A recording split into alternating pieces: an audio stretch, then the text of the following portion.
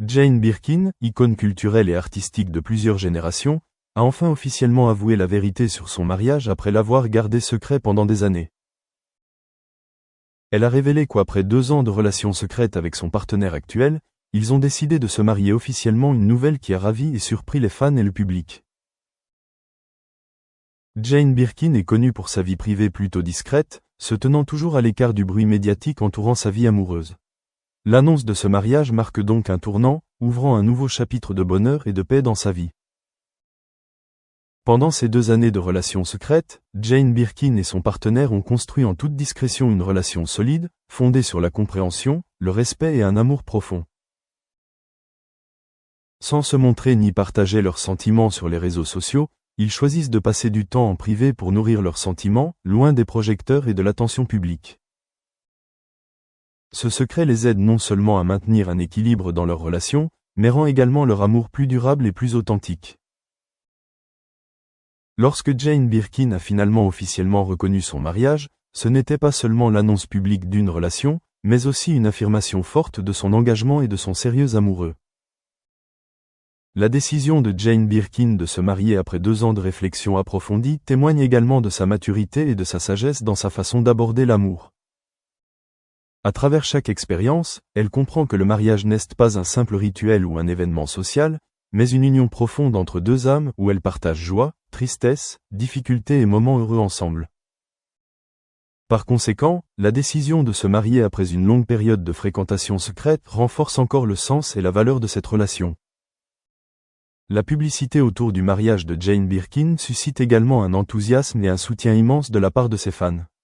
Nombreux sont ceux qui ont exprimé leur joie d'avoir enfin trouvé le bonheur complet avec un partenaire digne de ce nom, capable de l'accompagner et de partager sa vie avec sincérité. Pour une personne comme Jane Birkin, qui a connu des hauts et des bas dans sa vie amoureuse précédente, cela témoigne véritablement de la puissance de l'amour et de sa foi inébranlable dans le bonheur. Ce mariage a également apporté à Jane Birkin la paix et une force nouvelle. Elle a confié un jour que le soutien spirituel de son partenaire avait été la chose la plus importante qui l'avait aidé à surmonter les difficultés de sa vie et de sa carrière. Lorsque 2 personnes décident de se marier ensemble, il ne s'agit pas seulement de l'union de 2 cœurs, mais aussi de la solidarité de 2 individus qui grandissent ensemble, se soutiennent et se stimulent mutuellement. Le tact et le raffinement avec lesquels Jane Birkin a protégé sa relation pendant 2 ans de relations secrètes ont également suscité l'admiration de nombreuses personnes. Elle ne voulait pas que son amour devienne l'objet de rumeurs ou de curiosités inutiles. Au contraire, elle a choisi de le garder secret afin de poser des bases solides et durables pour son futur mariage. Cela a permis à leur amour de s'épanouir et de durer plus longtemps. Jane Birkin a également admis qu'en se mariant, elle ne s'était pas focalisée sur les normes ou les attentes sociales, mais sur la sincérité et le véritable bonheur. Elle est convaincue que le plus bel amour est celui où 2 personnes peuvent être librement elles-mêmes, respectées et aimées inconditionnellement. La reconnaissance de ce mariage est aussi la déclaration d'une nouvelle étape dans sa vie, où elle est confiante et satisfaite de ce qu'elle a. En repensant aux parcours amoureux et à la vie de Jane Birkin, on constate qu'elle a traversé de nombreuses expériences, des aventures amoureuses aux relations profondément attachées, en passant par les chagrins et les pertes. Cependant, chaque étape l'a aidée à grandir, à mieux se connaître et à comprendre la valeur du véritable amour. Son mariage actuel est la preuve évidente qu'elle a trouvé un véritable partenaire de vie, quelqu'un qui non seulement l'accompagne, mais partage aussi tous les aspects de sa vie. Depuis l'annonce de son mariage, la vie de Jane Birkin a tourné une nouvelle page, pleine de lumière et d'amour. Elle savoure chaque instant avec son partenaire et ressent profondément le sens d'un engagement à long terme. Cet événement la motive également à continuer de se consacrer à l'art, transmettant à travers ses œuvres des valeurs belles et profondes. L'histoire de Jane Birkin et de son partenaire est une source d'inspiration pour de nombreuses personnes, notamment celles qui recherchent l'amour et le bonheur dans la vie moderne. Elle démontre que, malgré les nombreux défis, difficultés et séparations, le véritable amour peut tout surmonter pour trouver un rivage paisible. Le secret et la prudence dans une relation ne sont pas des obstacles, mais peuvent au contraire contribuer à un amour plus profond et plus durable. L'aveu de mariage de Jane Birkin après 2 ans de relations secrètes réjouit non seulement tout le monde, mais constitue également un précieux rappel de la valeur de la patience, de la confiance et du véritable amour. C'est la preuve que le bonheur n'arrive pas toujours rapidement, mais qu'il doit être nourri chaque jour avec respect, compréhension et engagement. Avec la reconnaissance officielle de son nouvel amour, Jane Birkin vit une période de bonheur absolu, où elle peut vivre pleinement ses sentiments et ses rêves. C'est une belle récompense pour ses efforts et son attente. Ce mariage est non seulement une étape personnelle importante, mais aussi une grande source d'inspiration pour ceux qui croient au pouvoir de l'amour véritable. Tournée vers l'avenir, Jane Birkin et son partenaire bâtiront ensemble une vie de famille heureuse, où l'amour et le partage very different from me, so together we can do much better.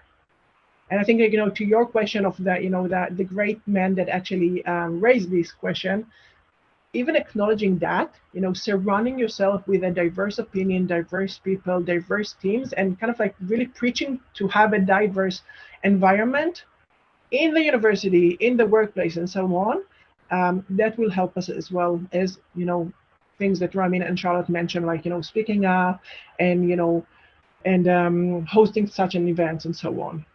But the industry mindset needs to change. Yeah, absolutely. I think it's such a good point too about, diversity in your teams makes your teams better. It makes your teams able to better serve the people that you are, the customers that you're serving, it makes your products better. Because you have a broader understanding of the world if your team is more representative of that landscape. So it's a great point, and thanks for raising that. There's another question from the audience that I want to bring up that just came in, and I'm actually just going to read this question because I think it's a really important one. It says, in my school, girls like myself are interested in the tech industry. We have very few opportunities, and so that also, I think, damages their confidence a bit.